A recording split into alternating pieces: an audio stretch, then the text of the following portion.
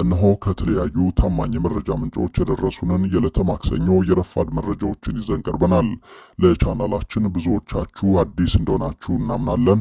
ስለዚህ ቻናሉን ሰብስክራይብ፣ ቪዲዮውንም ላይክ እና ሼር ማድረግ እንዳትዘነጉ። በቀጥታ ወደ መረጃዎቹ አለፍን። እስከ መጨረሻው ተከታተሉን።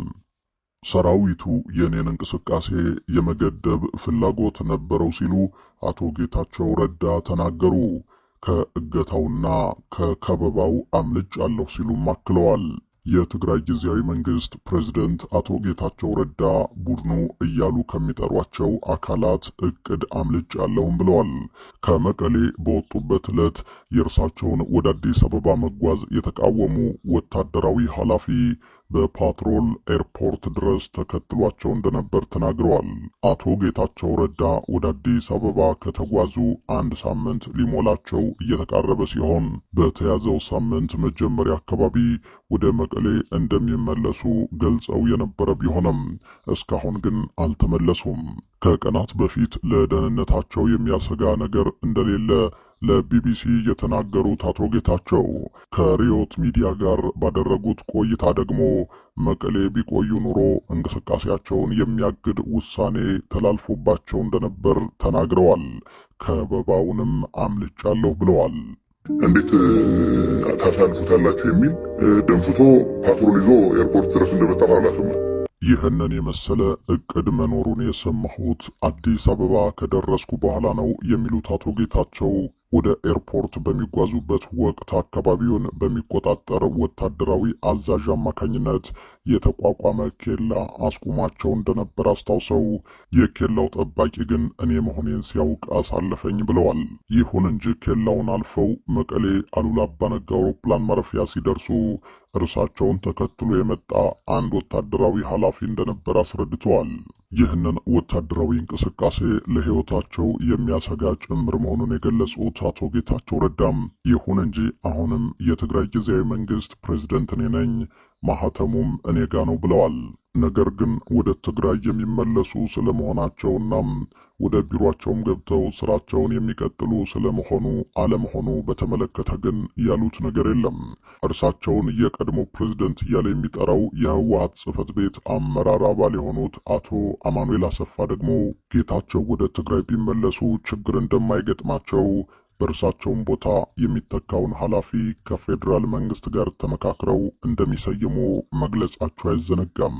በሌላው መረጃችን የአማራ ፋኖ በወሎ እዝ የዘመቻ መምሪያ ኃላፊ የሆነው አርበኛ 50 አለቃ አያሌው መጋቢት 7 2017 ዓ.ም በሰርጎ ገቦች በተተኮሰ ጥይት መስዋዕትነትን ተቀብሏል። ይህንን በተመለከተም የአማራ ፋኖ በወሎ እዝ የሐዘን መግለጫ አውጥቷል። ቀጥሎ እናቀርባለን። በወሎ አማራ ሳይንት ቀጠና መካነ ሰላም አካባቢ ተወልዶ ያደገው አርበኛ አያሌው የአማራ ህዝብ የተደቀነበትን አደጋ በውል ተረድቶ ይህንን አደጋ ለመመከት ውድ ህይወቱን አስይዞ የህልውና ትግሉን ከተቀላቀለበት ዕለትና ሰዓት ጀምሮ ስለሚገደሉ ህጻናትና አዛውንቶች፣ በገፍ ስለሚጨፈጨፉ አማራውያን፣ ስለሚወድሙ የሃይማኖትና የታሪክ ተቋማት ሲል ያለምንም ስስትና ፍርሃት በሚገባ የታገለ እንቁ ጀግና ነበር። አርበኛ 50 አለቃ አያሌው ከበላይ አመራሮቹ የሚሰጠውን የውጊያ ስምሪት ተቀብሎ የተዋጋና ያዋጋም፣ ለጠላት ኃይል የእሳት ወላፈን፣ ለወገን ኃይል ደግሞ የነጻነት ፋና ወጊ ሆኖ እስከ መጨረሻዋ ህቅታ ታግሏል። አርበኛ አያሌው አማራ ድንበር የለውም በሚል ከወሎ በተለያዩ የአማራ ግዛቶች እየተንቀሳቀሰ ያዋጋና የተዋጋ ትላልቅ ጀብዶችን የፈጸመ ቅን፣ በጓዶቹ የታመነ ልበ ሙሉ ጀግና አመራር ነበር። ስለ አርበኛው ጀግንነት በአንድ እጁ ጠመንጃ በሌላው ዳዊት የጀግና መፍለቂያ አማራ ሳይንት ከሚለው የሀገሬው ስንኝ ባሻገር የደላንታና የፀሐይ መውጫ ግንባሮች፣ የመርሳና የውርጌሳ የውጫሌና የሐይቅ ቀጠናዎች፣ የመርጦና የኮረታ ጋሪያዎች፣ የጋሸናና የዳውንት ሸንተረሮች፣ የመካነ ሰላምና የወግዲ ግንባሮች፣ የጋይንትና የጨጨሆ ኮረብታዎች ሕያው ምስክሮች ናቸው። አርበኛ አያሌው ጦሩን እየመራ ከመዋጋት ባሻገር እሱ ራሱ ከፊት እየተሰለፈ በመዋጋት ጭምር ጠላትን ድባቅ የሚመታ የወገን ኩራት የሆነ ተወርዋሪ ጀግና ነበር።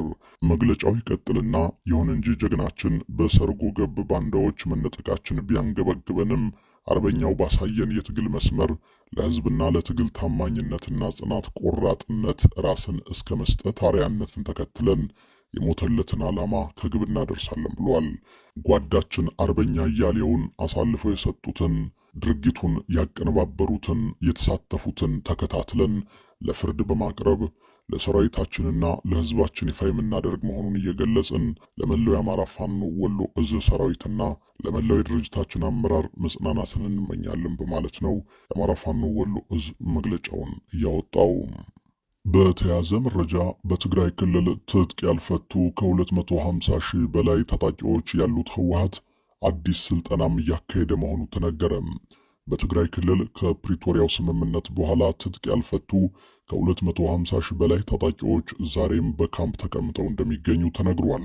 በፕሪቶሪያው ስምምነት መሰረት በአንድ ወር ውስጥ ሁሉም ታጣቂ ትጥቁን አስረክቦ ወደ ማህበረሰቡ መቀላቀል ቢኖርበትም እስካሁን 25 በመቶ እንኳን አልተቀላቀለም። የጊዜያዊ አስተዳደሩ ፕሬዝዳንት አቶ ጌታቸው ረዳም ለዓለም አቀፍ ዲፕሎማት በእንግሊዝኛ በሰጡት ሐሳብ ላይ ግዙፍ ታጣቂ ኃይል በካምፕ ውስጥ እንደሚገኝ አንስተው ትጥቅ ለማስፈታት በሚሰራው ስራ ላይ በዶክተር ደብረጽዮን የሚመራው የህወሓት ቡድን እንቅፋት ሆኖብናል ብለዋል። ፕሬዝዳንቱ አክለውም ከመድፍና ከታንክ ውጭ ያለውን ሁሉንም የነፍስ ወከፍና የቡድን መሳሪያ እንደያዙ ተናግረዋል። አቶ ጌታቸው ረዳ በትግራይ ግዙፍ ኃይል አለ፣ ይህ ኃይልም ትጥቅ መፍታት አለበት ማለታቸው ደግሞ በትግራይ የጦር አዛዦች ጥርስ እንዳስነከሰባቸው ይታወቃል። በዚህም የክልሉ ጦር አዛዦች በመጨረሻም ጌታቸውን ከመቀሌ ወደ አዲስ አበባ አባረዋል። የጦሩ አዛዦች የትግራይን ህልውና ለማረጋገጥ ሲባል ቲዲኤፍ አይበተንም ይላሉ። በሌላ በኩል ደግሞ እነ ጀነራል ምግበይ ኃይለ ከሰሞኑ አዲስ ያሰለጠኗቸውን ወታደሮች እያስመረቁ ነው። ህወሓት አለው ከሚባለው ከ200 ሺህ በላይ ጦር ተጨማሪ ጦር እያሰለጠነ መሆኑም እየተገለጸ ነው። የትግራይ ጀነራሎች ከባድ መሳሪያዎችንም ሆነ ወታደራዊ እንቅስቃሴዎችን እያደረጉና የተደበቁ መሳሪያዎችን እያወጡ መሆኑ ሲነገር ይሰማል። ይህ በእንዲህ እንዳለ የሳተላይት ምስሎች ይፋ እንዳደረጉት የኤርትራ ጦር በትግራይ አዋሳኝ በዛላምበሳ አቅራቢያ ከፍተኛ ወታደራዊ ግንባታ አከናውኗል። በተለይም ካለፈው ዓመት ጥር ወር ከነበረው የኤርትራ ወታደራዊ ግንባታ አንጻር ያሁኑ ከ10 እጥፍ በላይ ማደጉ ነው የተጠቆመው። የሳተላይት ምስሎች እንደሚያመለክቱት በርካታ መድፎች ተሰልፈው ይታያሉ። ክቡራትና ክቡራን አድማጭ ተመልካቾቻችን ከኢትዮስ ሚዲያ ለዚህ ሰዓት ያዝናቸው አዳዲስ መረጃዎች እነዚህ ነበሩ። ከቆይታ በኋላ በሌሎች መረጃዎች ድጋሚ እንገናኛለን። እስከዛው በያላችሁበት ሰላም ጊዜ ተመኘን።